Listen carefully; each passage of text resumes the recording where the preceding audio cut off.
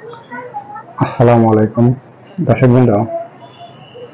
গতকাল ইউক্রেন রাশিয়াতে যে ব্যাপক হারে যে যুদ্ধটা হয়েছে সেটা হয়তো কল্পনার বাইরে ছিল। জেলেনস্কি প্রশাসনের হয়তো কল্পনার বাইরে ছিল। দর্শকবৃন্দ, গতকাল 25 অক্টোবর রাত্রে আপনার প্রায় 100টিরও বেশি ড্রোন হামলা চালিয়েছে রাশিয়া। গত 2 বছর তাদের ব্যাপক ক্ষতি হয়েছে। এত ক্ষতি মনে হয় যে পৃথিবীতে অন্য কোনো দেশে হয়েছে কিনা সেটা হয়তো মানে কি বলবো, মানে আমি ওই ভাষাটা খুঁজে পাচ্ছি না। গতকাল রাত্রে মানে 100টি ড্রোন 100টা জায়গায় পড়েছে আর এত ক্ষতি হয়েছে দর্শকবৃন্দ যে সেটা বলার মতো না।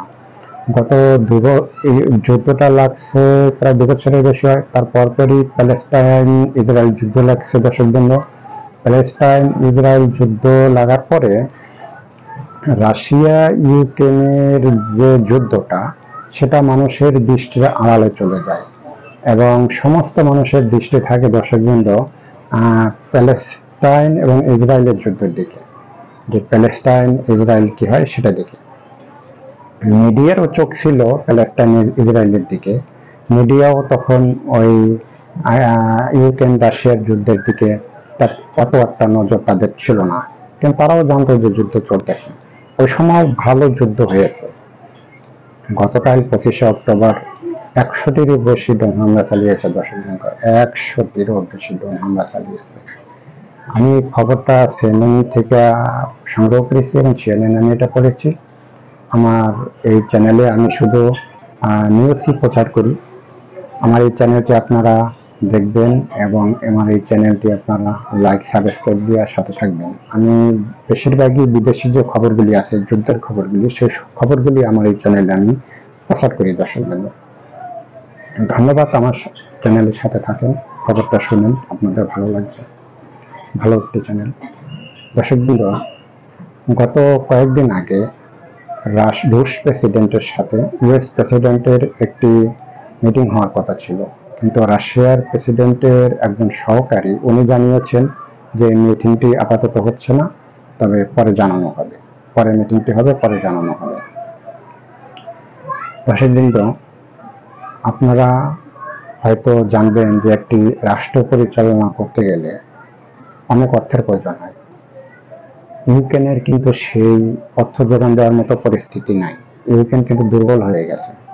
একটা দেশের যুদ্ধ যখন চলে তখন প্রচুর অর্থের প্রয়োজন হয়, প্রচুর অর্থ। এত অর্থ তখন যত ধনী দেশই হোক, তখন ওই অর্থ খরচ করতে করতে তাদের আর তখন অর্থ থাকে না। যুদ্ধ লেগে গেলে ইউক্রেনের যারা মানে বন্ধু রাষ্ট্র ছিল, হয়তো ইউক্রেনের প্রেসিডেন্ট মনে করছিল যে আমার বন্ধু রাষ্ট্ররা আমার পাশে এসে দাঁড়াবে, কিন্তু কেউই আর পাশে এসে দাঁড়ায় নেই। এই যুদ্ধটা লাগার পর সবাই তাদের অস্ত্র ভান্ডার খুলে দিয়ে বসে আছে যে আসল যে অস্ত্র ভান্ডার আছে, অস্ত্র কেন, যুদ্ধ করো। এখন ইউক্রেনকে অস্ত্র কিনলেই যুদ্ধ করতে হয়। অস্ত্র কেউ কাউকে এমনি দেয় না। হয়তো পুরানো অস্ত্রগুলি এমনি পাওয়া যায়, কিছু দেয়, কিন্তু নতুন অস্ত্র কেউ কাউকে এমনি দেয় না। দর্শকবৃন্দ, হয়তো ইউএস প্রেসিডেন্ট এবং রাশিয়ার প্রেসিডেন্টের সাথে একটা মিটিং হলে হয়তো এই যুদ্ধটা একটু শিথিল হতে পারে। আমরা যেটা জানি যে রাশিয়া যখন সোভিয়েত ইউনিয়ন নামে পরিচিত ছিল, তখন কিন্তু ইউক্রেন কিন্তু যুদ্ধ করে দর্শকবৃন্দ আলাদা হয়নি। রাশিয়ার নেতারা ওই সময় তাদেরকে আলাদা করে দিয়েছিল যে তোমরা আলাদাভাবে থাকো, পরেরটা পরে দেখা যাবে। তো রাশিয়ার ওই সময় শক্তি হয়তো কিছুটা দুর্বল হয়ে গেছিল, কিন্তু সেই সোভিয়েত ইউনিয়নের রাশিয়া তখন হয়তো তাদের শক্তিটা একটু দুর্বল হইলেও এখন কিন্তু রাশিয়া সেই সোভিয়েত ইউনিয়নের রাশিয়া নেই দর্শকবৃন্দ। এখন তাদের শক্তি কয়েকশো গুণ বৃদ্ধি পেয়েছে, কয়েকশো গুণ। তাদের সাথে পেরে ওঠার মতো কোনো দেশ এই পৃথিবীতে নেই। তাদের সাথে পেরে ওঠার মতো একটা উপায় আছে দর্শকবৃন্দ, সেই উপায়টা আমি বলি। সেই উপায়টা হলো দর্শকবৃন্দ, আপোষ করা। রাশিয়ার সাথে ইউক্রেনের আপোষ করতে হবে, এবং আপোষ করলেই এই যুদ্ধটা থেমে যাবে। এই একটা উপায়ই আছে, তাছাড়া আর অন্য কোনো উপায় দর্শকবৃন্দ সামনে নেই। গত 2 বছর প্রচুর যুদ্ধ হয়েছে। গতকাল 25শে অক্টোবর রাত্রে 100টিরও বেশি ড্রোন হামলা চালিয়েছে।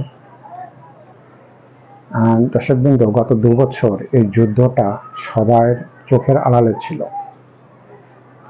সবার দৃষ্টি ছিল প্যালেস্টাইন এবং ইসরায়েলের দিকে, এবং সব মিডিয়ারও দৃষ্টি ছিল প্যালেস্টাইন ইসরায়েলের দিকে। তো প্যালেস্টাইন ইসরায়েল যে যুদ্ধ লেগে গেছে, দেখি সেখানে কি হয়। সমস্ত মানুষের দৃষ্টিটা ওখানে ছিল। কিন্তু এই 2 বছর কি যুদ্ধ বন্ধ ছিল? ছিল না। যুদ্ধ কিন্তু চলছে দর্শকবৃন্দ। প্রচুর যুদ্ধ ইউক্রেন রাশিয়ার ভিতরে চলছে। তো আমরা আশা করি যে ইউএস প্রেসিডেন্ট এবং রুশ প্রেসিডেন্টের সাথে একটি সমঝোতা হোক এবং যুদ্ধ বন্ধ নিয়ে কথা হোক, এই আশাই করতেছি। দর্শকবৃন্দ, আমার এই চ্যানেলটা সাবস্ক্রাইব এবং লাইক দিয়ে আপনারা সাথে থাকবেন। আমার এই চ্যানেলটাতে আমি বিদেশি যে যুদ্ধের খবরগুলি আছে, এই যুদ্ধের খবরগুলোই আমি প্রচার করি। একটা লাইক এবং একটি সাবস্ক্রাইব দিয়ে সাথে থাকবেন। ধন্যবাদ সবাইকে। আসসালামু আলাইকুম।